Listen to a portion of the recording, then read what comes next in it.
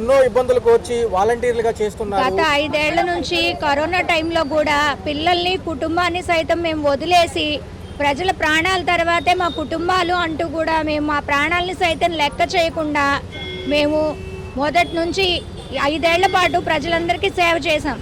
ఆ రోజు దేశవ్యాప్తంగా కూడా వాలంటీర్లని జయహో వాలంటీర్ అని చెప్పి కొనియాడబడ్డ మేము ఈరోజు వాలంటీర్ల వ్యవస్థలోనే లేరు, పుట్టని బిడ్డకి పేర్లు ఎలా పెట్టాలి అంటూ మంత్రులు మాట్లాడడం విడ్డూరంగా ఉంది.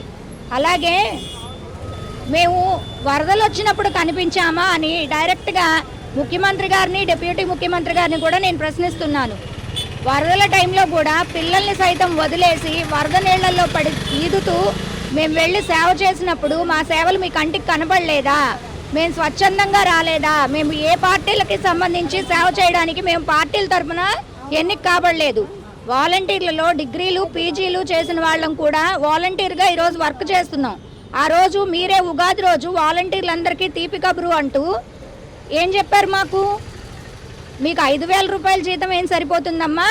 ఆడపిల్లలందరూ కష్టపడుతున్నారు, 75% మంది ఆడపిల్లలే ఉన్నారు, మీకు 10,000 రూపాయలు జీతం చేస్తాము, మీకు ఉద్యోగ భద్రత కల్పిస్తామని మీరే వాగ్దానం చేశారు. ఇచ్చిన వాగ్దానాన్ని తప్పడమా మీరు ప్రజలకు నెరవేర్చే న్యాయం, చేసే ధర్మం? తదుపరి కార్యాచరణ ఎంత తీవ్రంగా ఉండబోతుంది? మేము ఇప్పటి వరకు మీకు చాలా సౌమ్యంగా శాంతియుతంగా మేము ధర్నాలు చేస్తూ మీకు చెప్తూ వచ్చాము. ఇక మీరు మమ్మల్ని గనక పట్టించుకోకపోయినా, మా విషయంలో ఏ సదుద్దేశంతో నిర్ణయం తీసుకోకపోయినా మా కార్యాచరణ అనేది తీవ్రంగా ఉంటుందని తెలియజేస్తున్నాం. ముఖ్యమంత్రి గారు సంక్రాంతి అనంతరం ప్రజల్లోకి వస్తామంటున్నారు. అప్పుడు కనుక తేలకపోతే ఏ విషయం కూడా ఆయన దగ్గర కూడా తీసుకువెళ్తారా సమస్య?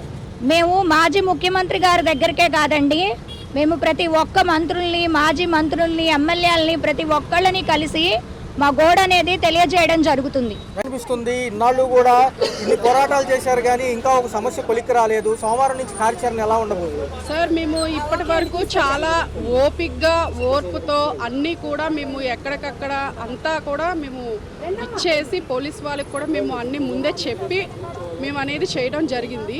ఇప్పటికి కూడా మాకు అంటూ గవర్నమెంట్ నుంచి ఎటువంటి స్పందన కానీ రాకపోతే అందరం కూడా ఫ్యామిలీస్తో సహా మేము వచ్చి రోడ్డు మీదకి ఎక్కాల్సిన పరిస్థితి వస్తుంది సార్. ఇది మాకు మేముగా అడిగింది కాదు సార్.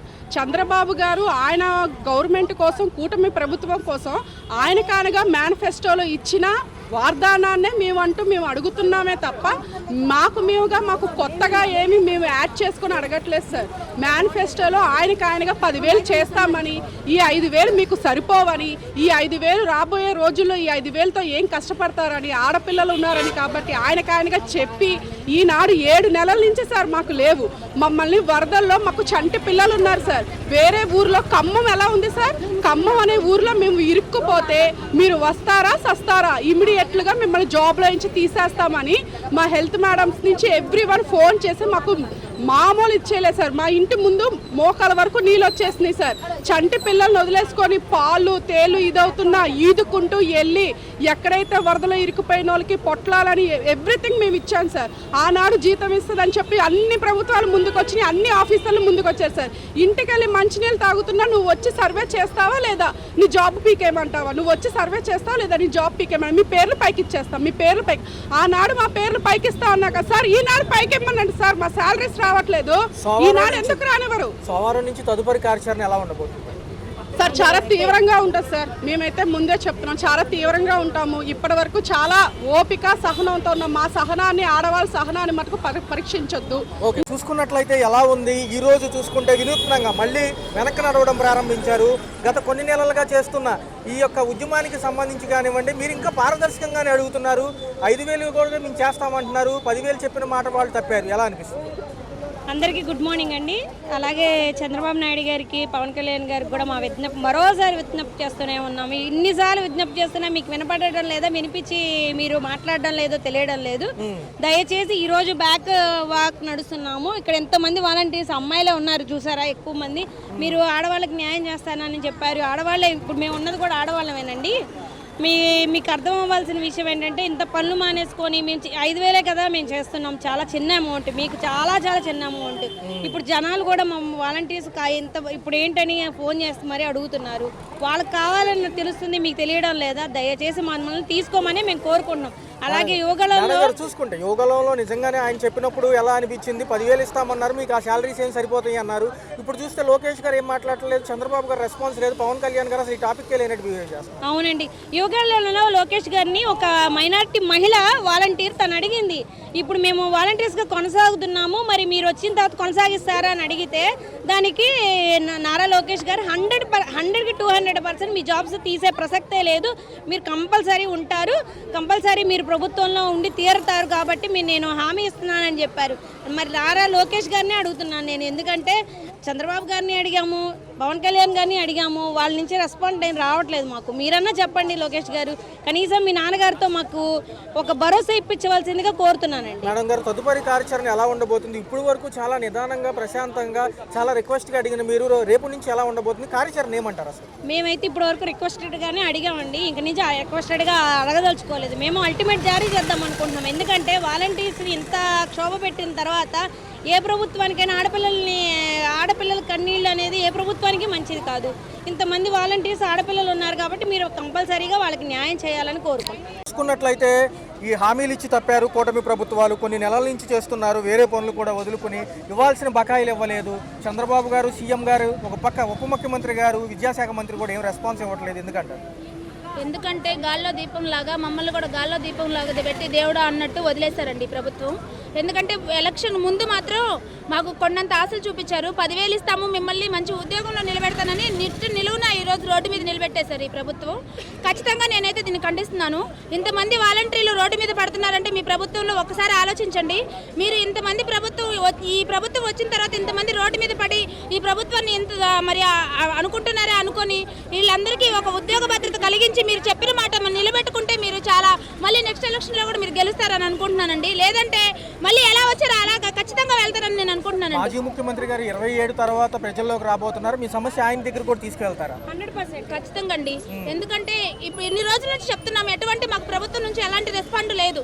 ఎందుకు ఎన్ని రోజుల నుంచి మరి ఇంతమంది ఆడవాళ్ళు రోడ్డు మీదకి వచ్చి అరుస్తున్నా కానీ మరి పట్టించుకోవట్లేదు. ఖచ్చితంగా దీన్ని ఎంతవరకు తీసుకెళ్లాలో అంతవరకు ఖచ్చితంగా తీసుకెళ్తామండి. మేడం గారు, పాత బకాయిల గురించి ఏదైనా ఇన్ఫర్మేషన్ ఉందా అసలు? దాని ఇవ్వాలి, తప్పకుండా ఇవ్వాలి. ఎందుకంటే వచ్చే 5,000 కూడా వాటికి కూడా ఆశపడి చదువుకున్న వాళ్ళు, పెద్ద పెద్ద చదువుకున్న వాళ్ళు ఉన్నవాళ్ళు, వాళ్ళు న్యాయంగా నీతిగా ఒక ఇంటికి వెళ్ళి ఒక కూతురులాగా ఒక కొడుకులాగా సేవ చేసి వాళ్ళ చేత శభాష్ అనిపించుకున్నారు. ఈరోజు కన్న కూతురు కన్న తల్లిదండ్రులకు సేవ చేయట్లేదు, కానీ ఇంతమంది వచ్చి ఈరోజు వాళ్ళ ఇంట్లో ఒక మంచి కూతురులాగా పేరు తెచ్చుకున్నారు. వాలంటీర్లు అంటే మా ఇంట్లో ఒక బిడ్డ అనుకుంటున్నారే తప్ప ఎవరు వాలంటీర్లాగా చూడట్లేదండి మమ్మల్ని. ఖచ్చితంగా వాళ్ళు చేసే సేవను బట్టి ప్రజలు ఎంతో ఆదరించారు. అలాంటి వాళ్ళకి ఈ రోజు జీతాలు లేకుండా మీరు వాళ్ళని ఏడిపించడం బాగలేదండి ప్రభుత్వం. ఖచ్చితంగా మీరు బకాయిలు చెల్లించి మమ్మల్ని విధిలోకి తీసుకోవాల్సిందిగా మేము కోరుకుంటున్నాం. ఇప్పుడు వరకు రిక్వెస్ట్ గా చేసిన ఈ పోరాటం రేపు ఎలా ఉండబోతుంది? ఖచ్చితంగా తీవ్రంగా ఉండబోతుందండి. ఇప్పుడు దాకా శాంతియుతంగానే ప్రభుత్వానికి మేము రిక్వెస్ట్ చేసుకున్నాము, వింటారని చూస్తాము. మీరు విన్నారా లేదు, లేకపోతే ఇంతకంటే ఇంకా ఎక్కువగా భారీగా జనాలు కూడా ప్రజలు కూడా వచ్చి చేసేలాగా దీన్ని ముందుకు సాగిస్తామని అనుకుంటున్నాను. పోరాటం చేస్తున్నారు. కేబినెట్ మీటింగ్ అనంతరం కూడా మీ యొక్క నిరసన తెలిపారు మొన్న సోమవారం నుంచి కూడా. మరి ఎందుకని వీళ్ళు ఏది విషయం చెప్పట్లేదంట? ఎందుకు చెప్పట్లేదు? ఇన్ని నిరసనలు జరిగినాక కూడా వాళ్ళకి చేమ కుట్టినట్టు కూడా అనిపించట్లేదు, కనీసం స్పందించట్లేదు. వీళ్ళకి ఎవరెవరు ఉన్నారు ఎవరెవరు లేరు అనేది ఆరా తీయడం కానీ ఏమీ చేయట్లేదు. మేము మా ఉద్యోగాల కోసం మేము ఇంత పోరాడుతున్నా కూడా మీకు ఏమి చెమ కుట్టినట్టు కూడా అనిపించట్లేదా? సీఎం గారు, డిప్యూటీ సీఎం గారు, మీరు ఆడవాళ్ళని అక్క చెల్లెళ్ళు అది ఇదని మాట్లాడతారు. ఇంతమంది అన్యాయం అవుతుంటే మీకు కనపడట్లేదా?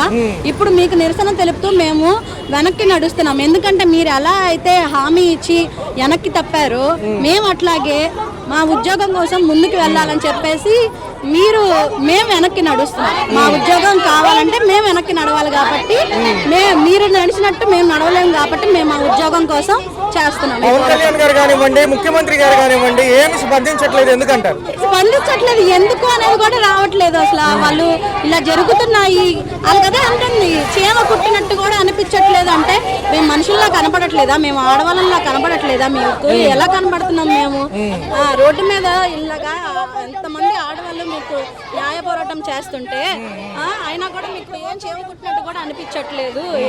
ఎందుకని మేము అడుగుతున్నాము. మీరు స్పందించండి. మీకు ఏం ఇబ్బంది అయ్యింది? ఇంత ఇంతమంది ధర్నా చేస్తున్నప్పుడు ఒక మాట మాట్లాడడానికి మీకు ఏమైంది? ఎందుకు సమాధానం చెప్పలేకపోతున్నారు? అంటే మీరు సమాధానం చెప్పలేకపోతున్నారు అంటే మీ వైపు తప్పు ఉందనే కదా. మీరు ఇచ్చిన హామీ నిలబెట్టుకోవట్లేదు అంటే మీ వైపు తప్పు ఉంది కాబట్టి మీరు మాట్లాడట్లేదు. మేము ఇంత నిజం చేస్తున్నా కూడా మీరు స్పందించట్లేదు అంటే మీ వైపు తప్పు ఉంది కాబట్టి మీరు మాట్లాడలేకపోతున్నారు.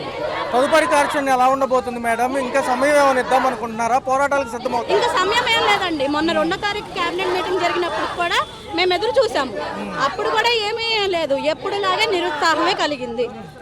ఆ రోజు కూడా చేసాము, నిన్న చేసాము, ఇవాళ చేస్తున్నాము. ఇంకా ముందు కూడా మరి పాత బకాయిల గురించి ఏదైనా ఇన్ఫర్మేషన్ ఉందా? ఏమీ లేదండి, పాత బకాయిల గురించి అసలు ఏమీ లేదు. అసలు 7 నెలలు, ఈ నెలతో కలిపి 7 నెలలు మొత్తం. 7 నెలల నుంచి ఒక 5,000 మీద బతికే వాళ్ళం. మా మీద మీకు ఎందుకు ఇంత పగ సాధింపు మాకు అర్థం కావట్లేదు. వేరే పార్టీ నుంచి వచ్చిన వాళ్ళ ఎమ్మెల్యేలు ఎంపీలు అయితే మీకు కావాలా? మేమైతే అవసరం లేదా?